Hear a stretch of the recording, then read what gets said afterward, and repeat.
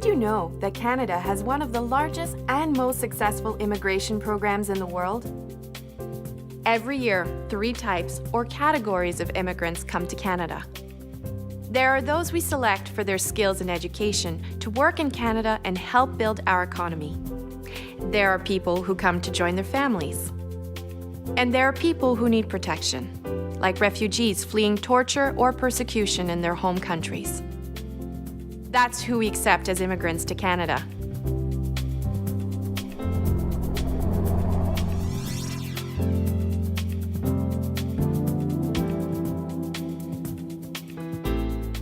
The number we accept every year depends on several things.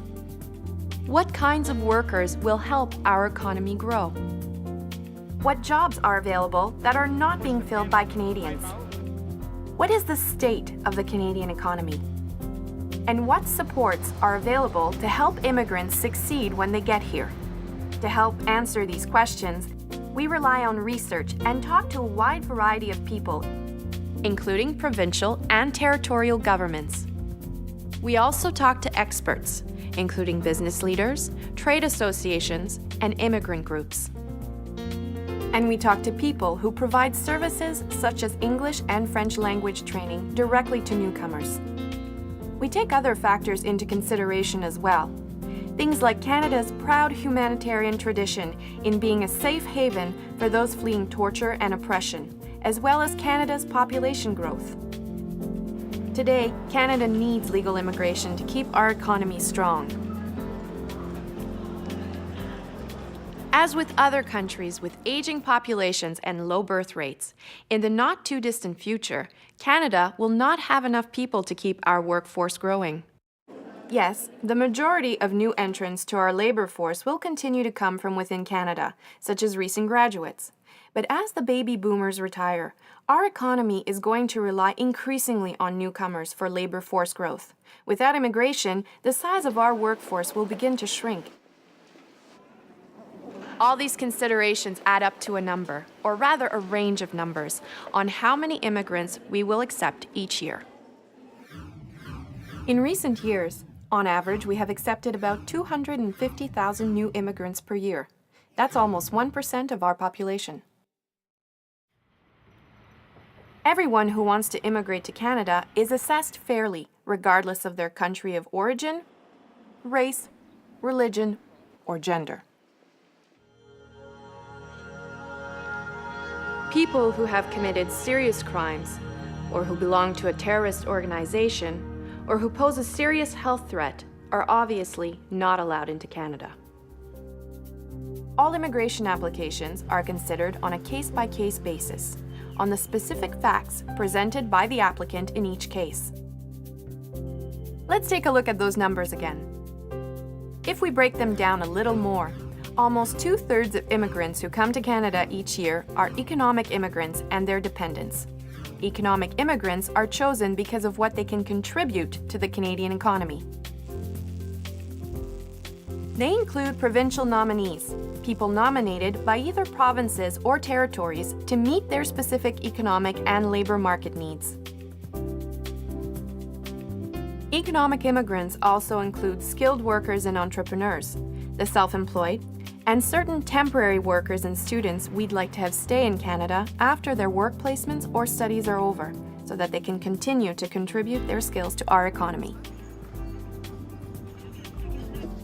As I said, this group also includes dependents, including spouses and young children of the economic immigrants. Another group of immigrants who come to Canada each year are family class immigrants. These are spouses and partners of people already living in Canada, or children, dependents, or parents or even grandparents.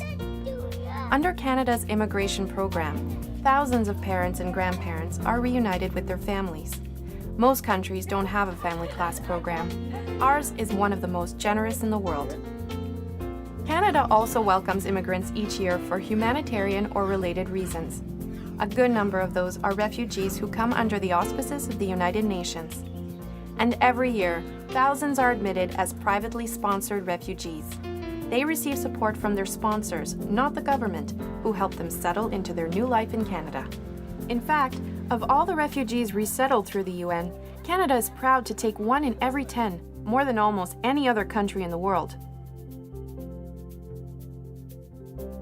Canada selects immigrants based on objective criteria: what they can contribute to the economy, whether they have family members here, or whether they are refugees fleeing torture and persecution. And everyone, regardless of country of origin, is eligible to apply to immigrate to Canada if they meet these objective criteria. However, over the years, the countries of origin of immigrants have changed. Most immigrants to Canada today come from China, India, and the Philippines. Together, newcomers from those 3 countries make up almost a third of our overall intake of immigrants. That's a big change from the 1980s and early 90s. Over time, if a region or country has a growing number of people who want to immigrate to Canada, and a large number of these people meet our selection criteria, then we will accept a large proportion of immigrants from those regions and countries. We adjust accordingly.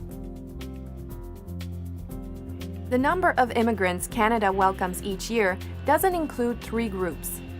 It doesn't include the tourists and visitors from abroad, to whom we grant approximately 1 million temporary resident visas and who only want to come to Canada for a short stay.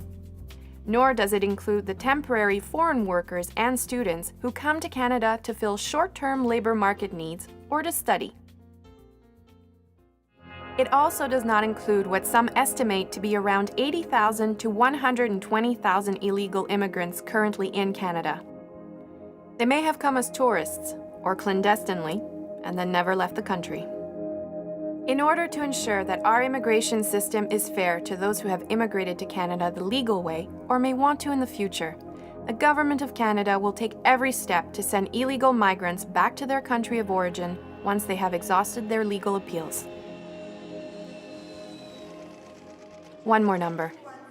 85% of immigrants eventually become Canadian citizens. By becoming citizens, they become full members of our community, as do most of their kids. Thanks. Congratulations. Our history becomes their history. Our past becomes their past. And our future becomes their future. Immigration has always been a part of our story. Canada's first Prime Minister, Sir John A. Macdonald, was himself an immigrant from Scotland. Immigrants have risked their lives to defend Canada, strengthen our economy, enrich our culture, and uphold freedom, democracy, human rights, and the rule of law. In Canada, if you work hard and play by the rules, you'll succeed. That's why Canada is a great country to live in. Immigrants are helping to keep it that way.